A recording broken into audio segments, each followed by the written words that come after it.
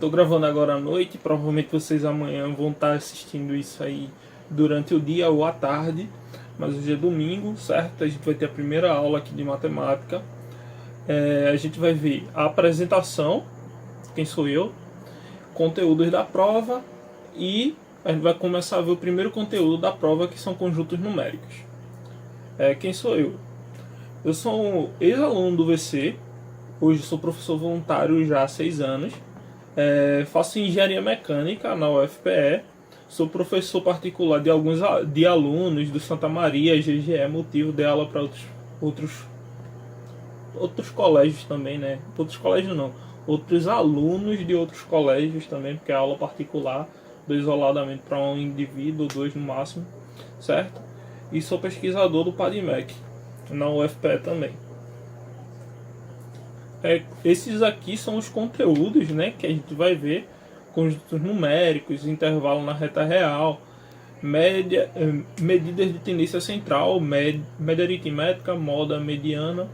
A gente vai ver probabilidade também, funções do primeiro e do segundo grau, funções exponenciais, teorema de Pitágoras, teorema de Tales, noções básicas de trigonometria, geometria plana e espacial, noções de estatística, porcentagem e equações. Gente, esses conteúdos aí da prova são os conteúdos mais básicos, ou seja, quando você for estudar, você tem que estudar só o básico. Não precisa se aprofundar, pegar exercícios difíceis, não. É só o básico mesmo, beleza? Pois bem, é uma apresentação rápida, inclusive para a aula ficar rápida também.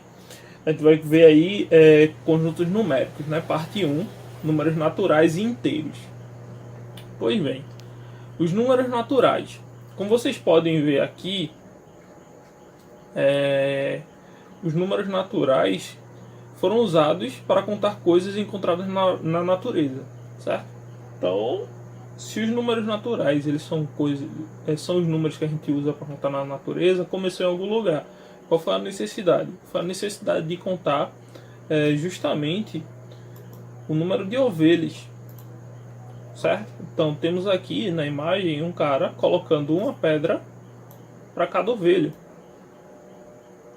Só que nem sempre você tem uma quantidade razoável para você contar de ovelhas, né? Então aqui na imagem tem 7 ovelhas, fica até bem simples de contar, mas em algum momento a gente vai ter uma situação não tão legal, né?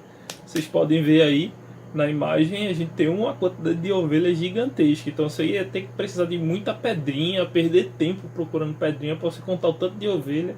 E eu vou dizer para vocês, não seria nada fácil fazer a contagem e conferir se tem realmente a mesma quantidade de ovelhas, beleza?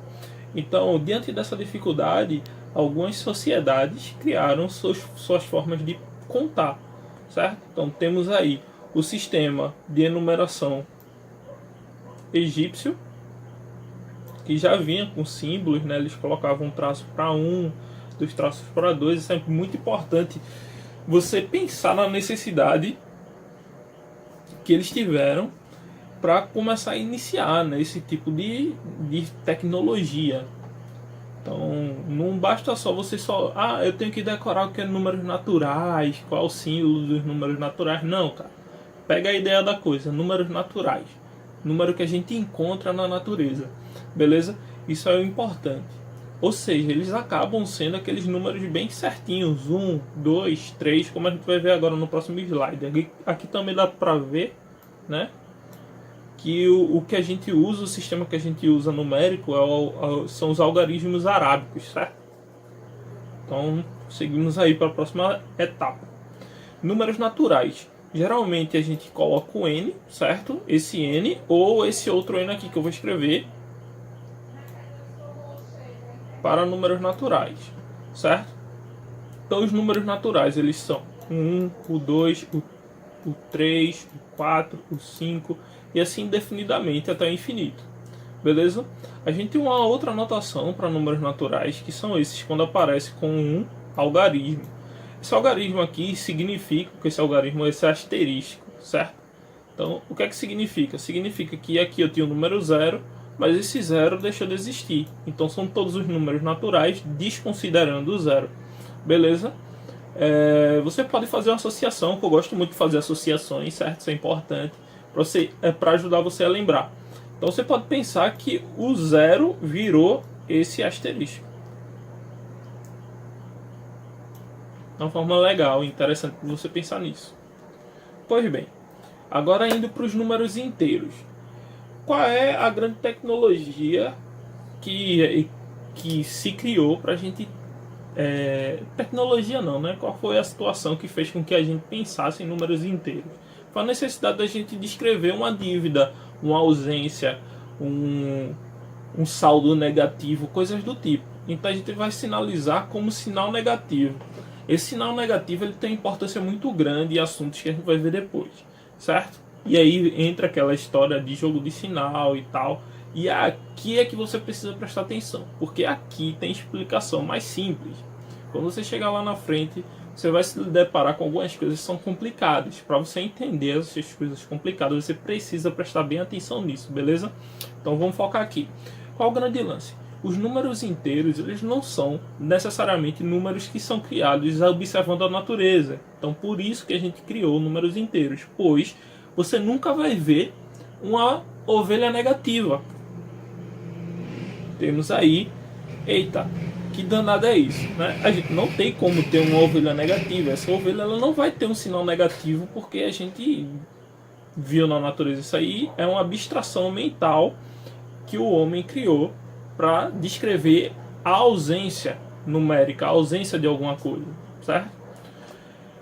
Então a gente também tem subconjuntos notáveis dos números inteiros. A gente tem os números inteiros não nulos, ou seja, é quando o zero que deveria estar aqui no meio também foi retirado da consideração do conjunto numérico. Então a gente vai ver justamente esse asterisco de novo e novamente a gente pode acabar fazendo a associação de que o zero se tornou o asterisco. Não é necessariamente isso, beleza? Eu só estou criando uma situação de interpretação que vai fazer com que você lembre em algum momento que isso pode acontecer, beleza? Não necessariamente o zero vira o asterisco, só um artifício. Eu faço isso muito. Então aqui a gente tem os números não negativos, que consequentemente são os números positivos, e ele vai ser representado por esse maisinho aí que aparece na tela, certo? Ó, acabei de riscar maisinho. Depois a gente vai ver os inteiros não positivos, que são todos os negativos, ou seja, do 0 até o menos 3, certo? Aqui a gente tem a representação na reta numérica. A gente vai fazer uns exercícios agora bem básicos, depois a gente vai passar a fazer outros exercícios. Mas como é que funciona isso aqui, né? Como é que funciona a reta numérica dos inteiros? Bom, quando eu tenho... Eita, o zoado arretado no carro passando aqui na rua. Passou.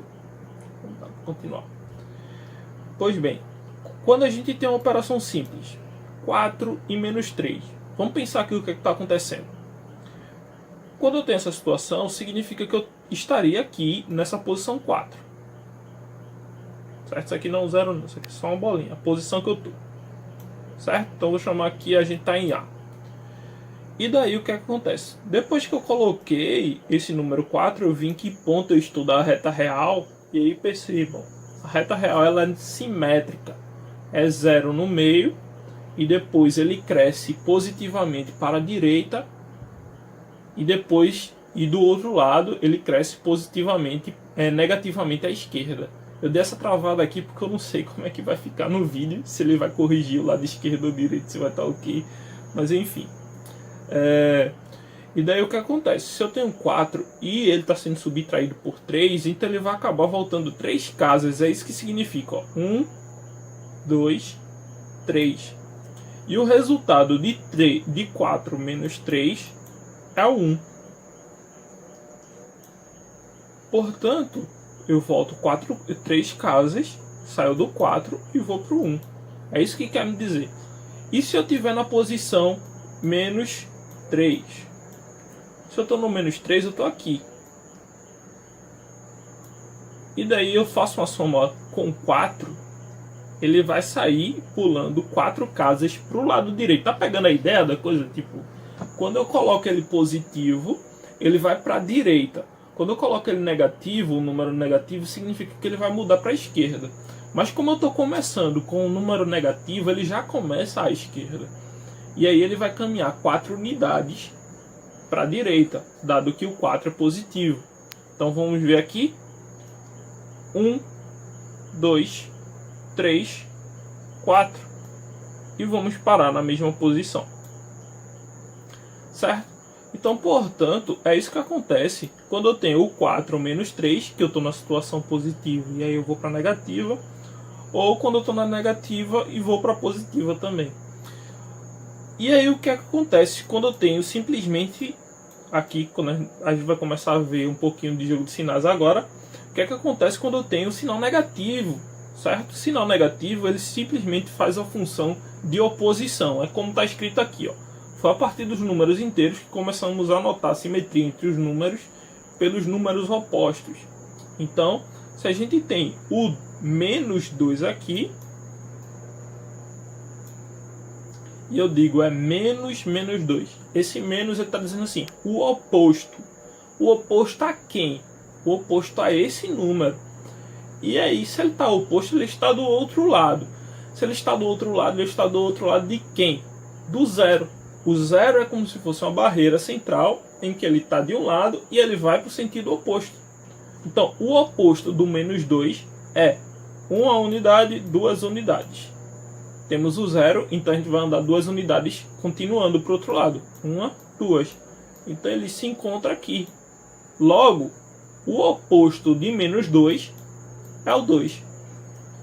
Deu para entender? Eu espero que sim, essa foi a primeira aula, bem básica mesmo. Consequentemente, eu vou acabar ficando mais rápido. Mas aí me dá um feedback, coloca aí no comentário. Tá bom? Tá legal? Ficou bom? Ficou faltando alguma coisa? Não entendi? Estamos aí para tirar essas dúvidas. Você que está assistindo pelo canal do VC, segue lá o meu Instagram, @prof.rogério, certo?